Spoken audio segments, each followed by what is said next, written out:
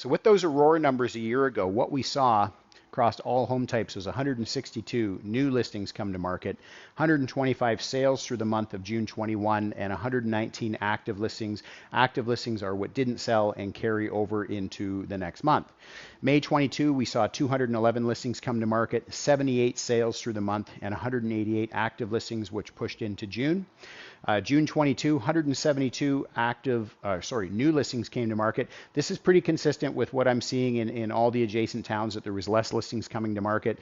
Sales also reduced by a little bit, which is again consistent with what I'm seeing, in that we only had 70 sales through the month in Aurora, and currently 185 active listings, which pushed into the month of July. So again, we're seeing this hover around the same in most areas. These numbers, although the numbers change, what their relation is to each other is pretty consistent with what I'm seeing in adjacent towns as well.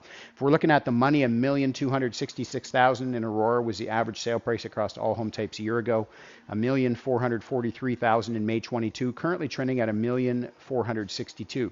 So most of the adjacent towns, we're actually seeing the average sale price decline a little bit. In this case, we're actually seeing it go up. But you have to remember, in a place like Aurora, you have condos, semis, towns.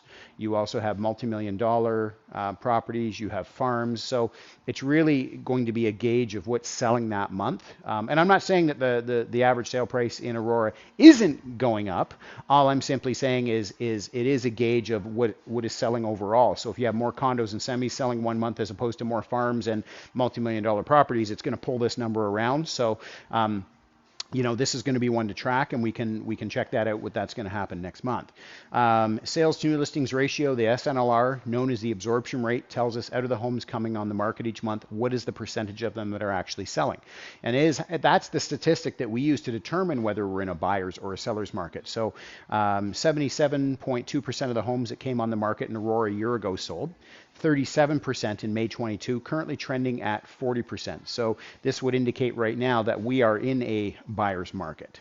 Months of inventory remaining tells us that if no other homes came on the market after today at the current rate of consumption or current rate of buying, how long would it take to deplete the inventory? So a year ago, 1 month of inventory, 2.4 months in May, currently trending at 2.6. So 2.6 still actually reasonably good. I mean, we're seeing other areas where the inventory levels are quite a bit higher. So I still wouldn't say at 2.6, it's a slower market for sure, but it's certainly not the worst market. I could say that. So, as a seller, if your home is priced accurately to the market, if your home is showcased properly online, and you're getting good showing activity, you should see your sale happen fairly quickly. And for buyers right now, there is certainly some opportunities out there if you've been in the market looking for a while.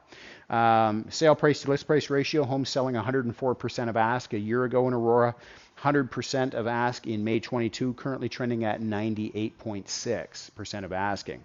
Days on market to get a home sold, 14 a year ago, 15 in May, currently trending at 17. So again, compared to those numbers, compared to those days on market numbers back in late 2017, for instance, where it was like 30 days, 40 days, 50 days, on the market at 17, again, still fairly decent. So that would tell me that homes that are priced accurately to the market are definitely getting that activity, and they're getting sold. So the plan there is working.